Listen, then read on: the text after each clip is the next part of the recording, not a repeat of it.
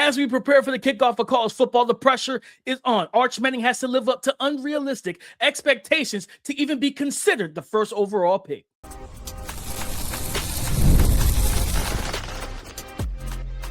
You are Locked On NFL Draft, your daily podcast covering the NFL Draft. Part of the Locked On Podcast Network, your team every day. Welcome back to the Locked On NFL Draft Podcast. I'm Damian Parsons. That's Keith Sanchez. And today's episode is brought to you by Kalshi. For a limited time, download the Kalshi app and use the code Locked On to get $10 when you trade 10. And today's episode, guys, we're entering week 0 of college football, which means we got to talk about the pressure some of these prospects are under. We're putting them under the pressure meter. We're going to talk about Sam Levitt and his new teammate, Jordan Seaton, left tackle, a transfer from Colorado. Sam Levitt going to LSU from Arizona State. Why these guys are under a lot of pressure. Ryan Coleman Williams, Dylan Stewart, what pressure are they under? But we got to kick it off with two of the top quarterbacks. That's Arch Manning and Dante Moore. And why they are guys that really are going to be underneath the microscope, Keith, I think for me, Arch Manning, and I said in the cold open,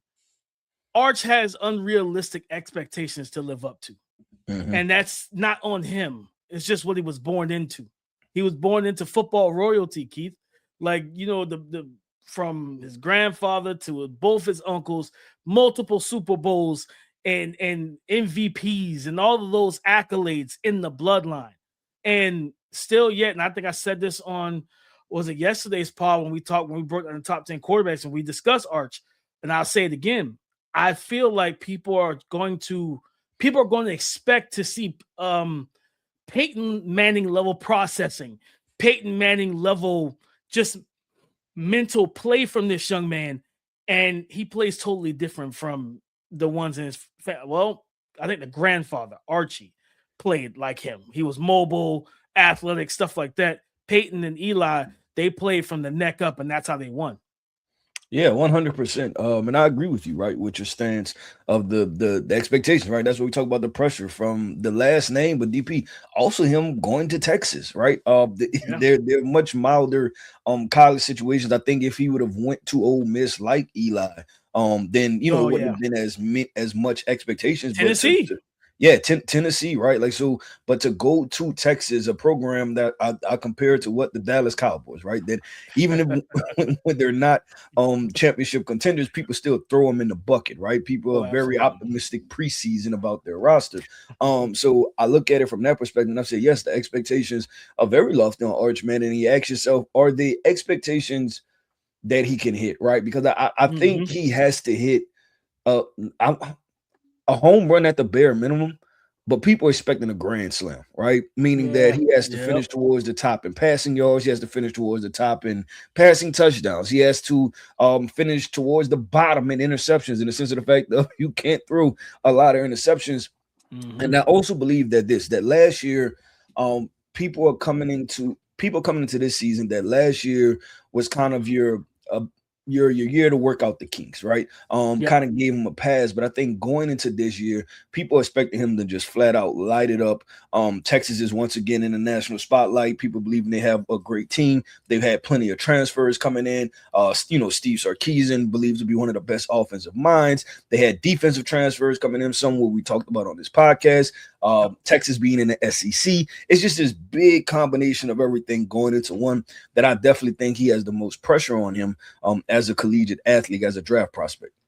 No, 100%. I think Keith, even just to simplify for the people, he's going to be expected to play like a Manning, like and to showcase that he's a Manning. And I think that's what, because right now, right, like last year, people came in like, and remember, I got on here, I was like, I want to see him like really showcase this for a full season as a first year starter, things like that. People already had him as the number 1 overall pick in the draft. And then when he didn't play like that, he became public enemy number 1.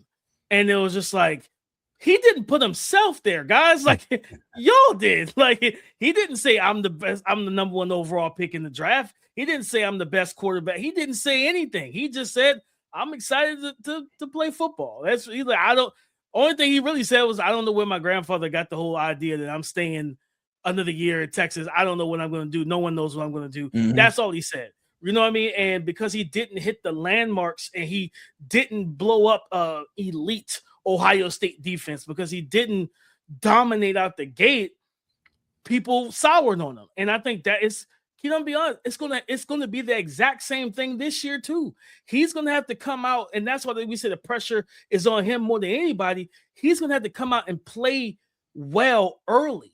Now, Steve Sarkisian, I'm not putting him in those positions where he has to feel that way. I'm gonna run the ball with Raleek Brown and Hollywood Smothers. I'm gonna give him easy throws and easy reads. I'm gonna get him into a rhythm early in games, and I'm not gonna allow the outside noise to dictate how he plays. Because you can know when your quarterback's a little too high, a little too low, or too high or too low. That's when the play calling has to settle him in, settle him down. And I want to see them be able to do that. But let's flip to Dante Moore, right? And this was a guy that, another guy that he came on the scene last year. Most people, you know, don't realize he was at UCLA and everything. He was just redshirting at Oregon. Played a full season, and you know, we talked him up, you know, during the season. Keith, you know, you were the first one that really brought him up. I was like, man, like, I like what I'm seeing from him, and he played well early in the season. The Penn State, he answered the bell late in the game. Like I said, I wanted to see him in that environment. Mo Bamba, the whiteout, all that stuff, and he handled it. He handled it, Keith. And but down the stretch, right? You saw him against Iowa. What it was sloppy play. Against, you know, Indiana both times. Against Texas Tech, he wasn't great either. And it was just like, man, the big games for Dante Moore, there is going to be paramount for his draft stock. Yeah, 100%. And listen, the reason we put him towards the top of the pressure meter, right, is based off of, I have to be honest, is somewhat draft positioning, right? And can he maintain and sustain a certain level of draft position? And what I mean by that is that people still believe, DP, after everything, right, that he could have been a first round pick. You know, a lot of, you know, gurus, top people had conversations about, NFL executives had conversations about him being a top 15 lock, right? Like he should go in the top 15. There were a lot of teams, top 10. There were a lot of teams that need quarterbacks. So when you make that the floor, DP, when you see that, like, hey, I can go top 10, top 15, wherever it may be, but I'm going back to college, you made that your floor. So you have to surpass that. And this goes to the conversation that we always have about quarterbacks returning back to college. We've seen it time and time again. I think we've seen it with Jimmy Clausen. We've seen it with a lot of different quarterbacks. Matt Leinart, a lot of them. It's a lot of them, right? To where they were going to go a lot higher. They returned back to college and their draft stock plummeted because of it. And Matt Leinart was a first rounder, but maybe the year before he would have went number one overall, right? Yeah. And so there are quite a few quarterbacks, and I'm gonna list off a couple names in a minute, that did that, right? That they were supposed to go really high, but they went back for their senior year and didn't go quite as high as they thought they would do. And that's usually because the NFL gets even more film on you, right? We always say, this is your phrase you like to say a lot, strike where the iron is hot, right? Go while the iron is hot. You set top 10, top 15 as your floor. So you kind of got to finish top 5, right? Like, and so that's a lot of pressure to play at that level. No, and I mean, the biggest thing for him, you know, me and Jordan Reed talked about it. Like, and we said it, I think yesterday's part of the top 10 QB rankings. It's the toughness in the pocket. And I said this when he went back to school. I don't think going back now, let me preface this. Going back to school and getting more reps, Keith, and getting 20, you know, reaching that 25, 30 start threshold under your belt. Yes, that helps. And being able to see the defenses again and mentally be able to process what's happening. Yeah, that part 100%. The part of pocket toughness, that has nothing to do with processing. That's whether or not you're going to stand 10 toes down in the pocket with a free runner and you're going to bang that throw. You're going to drill the throw while the defense is going to drill you dead in the chest. Can you do those things, especially, and then play up to the opponents you're facing? So there's another quarterback that I didn't put on the show sheet, but I'll bring him into it, you know, as well a little bit later. Same thing. When you get in these big time games and you're playing teams that's even to your talent, Can you answer the bell? Can the team rely on you to get, if it's a shootout, can you go throw for throw, score for score, whether it's against Julian Sand, whether it's against Josh Hoover at Indiana, or you're in the college football playoffs going up against Darian Mensah in Miami? Can you do these things? And if the team is getting pressure, are you going to be rattled, or are you going to play with the same poise as it looks like in the big games when you're not pressured? So that's the main thing for a guy like Dante Moore. And to your point, Keith, going back to school it's not a lock and key situation of, oh, I'm still going top 10, I'm still going top 5. Anything is bound to happen once the chin straps are on, the cleats are on, and the ref blows the whistle to start this season. Yep, I agree with DP. Listen, man, we've talked some quarterbacks, right? Now it's time to talk about some guys with a little bit faster 40 times, right? Or we're going to talk about at least a wideout, and we're going to throw in another skill position player and have that discussion of which draft prospects are under the most pressure entering the college football season. We'll discuss that coming up next. Before the season even kicks off, everyone's making predictions.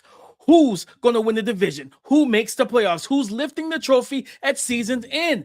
On Kalshi, America's #1 prediction market platform, you can trade those predictions in a live market. Will the Seattle Seahawks win the NFC Championship again this season? Well, the Seahawks are currently trading at a 13% probability, meaning a $100 trade will give you a payout of $725.02 if they take home the title. On Kalshi, you're trading against peers in a live market, meaning there's no house. And as the probability changes, you can buy in and out of your position. Trade the draft pick, the game, and more on Kalshi. Download the Kalshi app. Use the code LOCKEDON to get $10 when you trade 10. KALSHI, Kalshi, trade on anything. 18 or older only. Restrictions and eligibility requirements apply. Event contract trading involves risk and may not be suitable for all investors. Kalshi products are not available in all jurisdictions. Prices, values, and available markets may differ from those mentioned. For more information, see kalshi.com/regulatory. Support for today's episode comes from Square. Behind so many of the local businesses people visit every day is Square, a platform designed to help businesses sell, manage, and grow. Whether it's a neighborhood coffee shop, a packed sports bar on game day, or your favorite restaurant, Square brings payments, banking, and more together in one connected system. It helps business owners spend less time managing technology and more time focusing on their customers. Square isn't just a payment processor. It's a complete business platform built to simplify the day-to-day. It's the little things for me, though, like when the restaurant is slammed, but the staff never looks stressed out, or when checkout is fast, no matter how busy it gets, you're not waiting around, nothing feels chaotic, and it just feels organized. If you're starting a business or already running one that deserves better tools, Square helps you sell, manage, and grow without slowing down. Right now, you can get up to $200 off Square hardware at square.com/go/LockedOnNFL. That's SQUARE.com/GO/LockedOnNFL. Run your business smarter with Square. Get started today. Ryan Coleman Williams burst on the scene as a 17-year-old, and it was at one point there were talks of him being able to rival the generational one, as most people will call him, Jeremiah Smith. And those talks are now, very dormant, where Jeremiah Smith has ascended and Ryan Coleman Williams has descended. Keith, why do you feel like he's under a ton of pressure heading into the season? Yeah, when I sent this name over to you, DP, I was wondering, I wonder what his reaction is going to be to seeing this name. But man, I think there's pressure on it because he played really well the first year, didn't play so well the second year, and I think he is expected to deliver. One, when you look at the Alabama program as a whole, I think that people are going to tie him and the Alabama program together in the sense of the fact of it's not what it used to be. And him being a lot of hype as a freshman and then not going up to the hype as a sophomore is kind of representative of what people feel about Alabama at the very moment. It's not what it used to be. And I think that he has to play well because not only that, there's a certain element of people, right? And this with all of these high caliber players, they enjoy, and it's not right, you call them trolls, right? They enjoy watching players not play to a specific level. And I think you started to see some of that last year, right? Because a lot of people like to tweet out stuff and they like to everybody wants to crack a joke, right? Like that seems to be the thing. And so I'm looking at a guy that whose his blunders, right, were put on Front Street, and a lot of people, had comments about it. I'm thinking that there are going to be some more people that are waiting for that moment to come up with more stuff, right? Because people are still, it's almost like the Patriots, right? When the Patriots post Tom Brady were bad, people were happy because they were so tired of the Patriots, right? And I think that unfortunately, he's the face of that franchise right now. And he's been the face of the franchise since he's jumped on the scene since a freshman. But also, I think people want to say Alabama is not the same Alabama. And the minute he drops a pass that doesn't play the same way, people are going to say, see, I told you so. That's not Devontae Smith. This isn't that Alabama. That's somebody else, right? That's just Ryan Coleman Williams. So I look at it from that perspective. And that's why I put that, hey, there's a lot of pressure on this young man because I don't think he can make a mistake because there are a lot of people out there waiting for that to happen. No, 100%. I agree with you. I'm in lockstep with you because I'll say this, Keith. Talent-wise, I'm extremely high on this young man. And I think he's got, crazy enough, when you look at Bama, I think he's got a mixture of what they used to have in terms of the body type of a Devonta Smith. I think he's got that type of route running in his bag. But then he's got that, not Jerry, he's got the Jalen Waddle type of yak ability and creativity after the catch, open field speed, top end explosiveness. But what you don't want is to then keep this drop theme going, and now you're the Cleveland Browns version of Jerry Jeudy. Yeah, well, can I say this too? That I looked at it through one lens, right? I explained one lens of the people, the detractors, right? The people that don't want to see Alabama, do well and be well. But there's the other side of it, the people that, the expectation of Alabama, like, no, you're Alabama. You have to get to that level that I think anything he does is going to be magnified, right? Whether it's good or bad, because Alabama, the program is at a very weird place. And that's why I say he's going to be very representative of the program. I think a lot of people, he's the one player, especially think about it, in this transfer portal era where it's very hard to kind of identify players that are returning, year after year to a school. Yeah. He's one of the few players that we can look at and be like, hey, he stayed in one program for 3 straight years. So I think it's going to be difficult. And I think the conversation is he will be treated, I believe, how Jalen Milroe was treated, where the expectation will be high, but people will not look at the rest of the roster to say, hey, maybe there's not as much talent around him also to pull some pressure off of him to where he doesn't have to have an A game. When you go back and look at those, that one picture where it was Calvin Ridley, Henry Ruggs, Devontae Smith, Jalen Waddle. It's like, yeah, of course you can drop a pass, right? Because the other 3 guys are going to score 4 touchdowns, and then you'll get a chance to score a touchdown in the 4th quarter when we up 30, right? That's probably not going to be the position Alabama will be in a lot this year. No, I don't foresee them being in that type of favorable situation. The way things, I'm excited to see the young quarterback Keelan Russell. I've seen some practice clips. The kid can spin it, so I'm looking forward to seeing him as a new starter. But with Ryan Coleman, like that's going to be a big thing overall, Keith. Because if you ask me, you look back to this past wide receiver class, and you say, all right, well, talent wise, him or Mekhi Lemon, I think he's more talented than Mekhi Lemon. Yeah, 100%. You know what I mean? I think he's a better talent than Mekhi Lemon. You look back at last year's class, him or Emeka Egbuka. I think he's a more talented receiver. I think Emeka's bigger and stronger. He's faster. He's shiftier. He gives you more after the catch. He gives you more bang for your buck. I think he's right up. So you're talking about these are first round guys. Omar Cooper Jr. I think he's a more talented receiver than Omar Cooper Jr. that come out of Indiana. So this is a first-round caliber wide receiver that has to catch the football that to allow his draft stock to be where his talent. He's got to get his like. You ever seen those little charts where it's like player recognition, the bar is low, and there's like talent, the bar's through the roof or something like that on like Twitter. Let's change the word. It will be draft stock, player talent. The player talent is through the roof. The draft stock is not meeting the talent. He's got to catch the football this year. And I think with Keelan Russell and his playmaking ability and everything, he's going to give him some opportunity. I think that Kalen DeBoer is going to give him a ton of opportunity. There is no more Jeremy Bernard. He's gone. You know what I mean? Like, they're going to give him all the opportunities he needs to go out there and produce. So I want to see him do his thing there, Keith. I brought up Dylan Stewart. You know what I mean? Dylan Stewart right here in my backyard in South Carolina. And here's the reason why. When you are built the way he is, with the physical gifts and tools that a Dylan Stewart has, you now have to go. What everybody is waiting on is the production. Keith. That's what everybody's waiting on for you, right? Like, because at the end of the NFL, yes, the physicality, the speed, because he's an elite athlete at his size. He's like 6'6", 250, 255. He can dip and bend. He got violent hands. He's strong. He's explosive. He's got everything you want to be a game-wrecking defensive end, and we've seen that. But we got to see him cash in. We got to see him be able to turn those pressures into sacks. Now, some of that's going to be on the DC. Hey, man, secondary, if he's out here getting chipped and double teamed, you gotta hold up a little bit longer back there. Like, you gotta give him some time. You know what I mean? Like, because he's not getting the consistent one-on-ones. But can he have a 4.5 sack season this year and then expect to be a top 5 pick? Now, if you ask me if I'm willing to draft him, I'm gonna look at the film, and if I see, okay, it's not like same way we talked about. A lot of coverage going his way. Somebody else got to step up or pull, make the offensive line play them honest, right? But if he's doing his job, and even if it's 4.5 sacks, but he's seeing chips and double teams every game, you know what? I'm fine with that because I'm going to find a way to get you one-on-ones.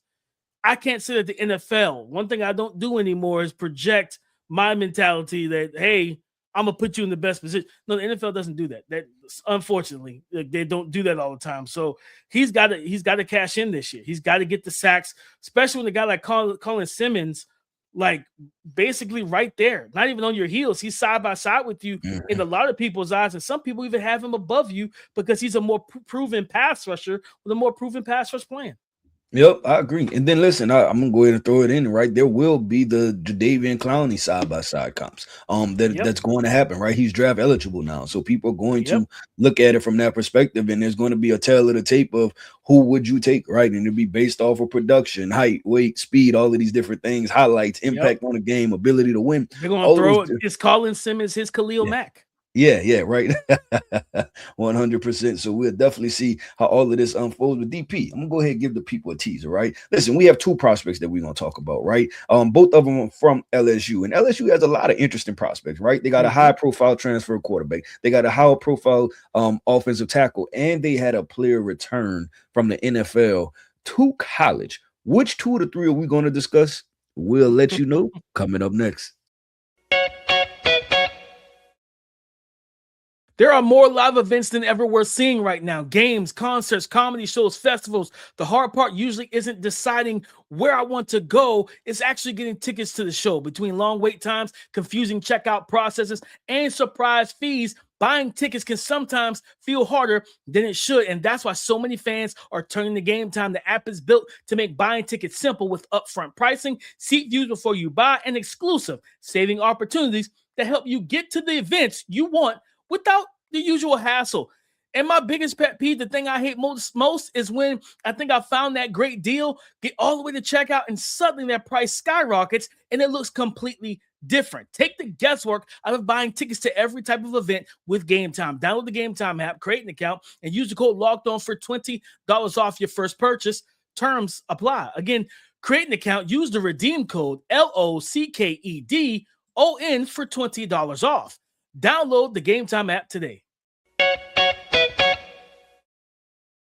Thank you for making Locked On NFL Draft your first listen of the day. And thank you for making the Locked On Podcast Network the #1 sports podcast network in America. It's all because of you, our everydayers. Sam Levitt, Keith, That's LSU one of the 2, DP. big. That's one of the 2. One of the two. Let's start with him. Let's start with the quarterback. Most important position in sports, they say. Sam Levitt has to get it right this year. He's got so much riding on this, Keith, to where this is another guy that has first-round caliber physical tools, playmaking ability, improvisational, arm talent, arm slots. Best way to put it, if he plays well, people are going, man, he's a fun player to watch. That's what they're going to say about him, Keith. But, man, the turnover-worthy plays, the bad decision-making, he's got to fix some things. And I think the pressure's on him. We've seen what Lane Kiffin has done with his last 2 quarterbacks. Jackson Dart, first-round pick. Trinidad Chambliss came out of nowhere from Ferris State and took the SEC by storm last year with Lane Kiffin. Sam Levitt, you got the QB guru and the offensive structure for you to go out here and ball. You got to do that this year. Yeah, 100%. Listen, you were the high-profile guy that came with the high-profile coach that did things in a unorthodox manner, right? So there's a lot of tension. Yeah, there's a lot of tension on Lane Kiffin and LSU once this situation happened, right? And then you became the quarterback of this situation, and whether that's what you signed up for or not, that's what it is, right? That we were speaking about what it is, and so I look at it from that perspective, but also the perspective of how is he going to respond? Because there are some people that are thinking, how is he going to respond to the pressure? Yeah. I can tell you now that Arizona State and DP, last football season, I spent a great deal of time in Arizona. Arizona is not the same as LSU. Arizona State is not the same. It's totally different from a culture perspective. DP, there were times when I would wear my, my practice athletic gear. After we won a game, people would speak to me, right? They would hold the door open for me. Oh, how you doing, coach? Things like that. If we lost the game, DP, people thought I was a ghost, right? They didn't want to look my way, right? And it's just, that's how it is. It is deeply ingrained. And listen, I was assistant coach. This guy's the quarterback, right? So everybody knows exactly who you are. So he's never, I don't believe he's seen or felt this type of pressure of 100,000 fans showing up week in and week out. Plus the national media attention that is compiled on top of that when you join LSU in the manner which how everything happened. So there's definitely a lot of pressure on him. You talked about the playing style. That's going to be something that's going to be highlighted. I just hope that he makes more great plays than not so great plays, because he will truly feel the pressure of what it feels like to be in Baton Rouge and Death Valley playing football, playing quarterback for the LSU Tigers. Yeah, I want to see, because Lane's had, like I said, Jackson Dart mobile, Trinidad Chambliss mobile, like Matt Corral mobile. Yeah, Matt Corral. I was trying to think of the other guy. Yep. And that's the thing for me with Sam Levitt. Which one of these, which bucket are you going to put yourself in? Are you going to put yourself in the bucket with Trinidad and Jackson Dart as a potential first round? One was a first round pick. Another one, the other one has potential to be a first round pick if he repeats his success in the SEC as he did last year in Trinidad Chambliss. Or are you going to play more like a Matt Corral where you're drafted on day two and somebody just takes a flyer on you and see what if they can get is there enough juice for the squeeze, in a sense? And that's going to be a big thing for Sam Levitt. Listen, he at times he is helter-skelter. He channels Johnny Manziel with some of the scrambling stuff, and when it hits, it hits, and it's fun, it's explosive, it's dynamic. And you're like, wow. Then you get the Will Levis. Yeah, like where were you thinking about going with this, man? Like, you know what I mean? Like, it's just like you especially for those who for us, we're watching the tape, Keith, and we just like, how many times I remember watching them, and I'm watching Jordan Tyson. I pause, I'm like, Tyson is wide open, Sam. And Sam is like hitting a spin move, like he's on the dance floor in the club. And I'm like, Sam, let the ball just rip this throw. He's wide open, man. Like he beats double coverage. And you are back there just tap dancing like it's Dancing with the Stars. He's got to clean some of that stuff up, Keith. But I think God is going to help him. Maybe besides Lane Kiffin and the Lane train, Jordan Seaton was I think he was a number one tackle in his high school recruiting class. Yeah, he went to Colorado, and now he's going to LSU. And shout out to my guy Brandon Thorne over at Bleacher Report, who he works with Duke Manyweather with the O-line masterminds and everything. And he said, he told me about, Seaton from what he's watching. He said, man, listen, I think he had Trevor Gooseby as the top tackle right now. I'm going to try to get him on the show. I think he had him as the top tackle going into the season. This was prior to the injury to Gooseby. But he said, listen, Jordan Seaton physically surpasses what Gooseby is. He's like, his movement ability and strength and athleticism and everything, it's just another level compared to Trevor Gooseby. So I just look at Jordan Seaton. I'm like, now your pressure's on. You're the left tackle of a prominent team in the SEC. This is not the Big 12 anymore. You're about to deal with dudes who can run through your chest. You're about to deal with athletes that can stress that athleticism, get you with an inside spin counter and all that type of stuff. And you're gonna deal with a lot of different looks and everything. You're gonna deal with some defensive ends who 300 pounds. Not just the speedy edge rushers that we saw in the Big 12. He's got to step up out the gate and be ready to go, especially heading into that week 3 matchup when they face Ole Miss.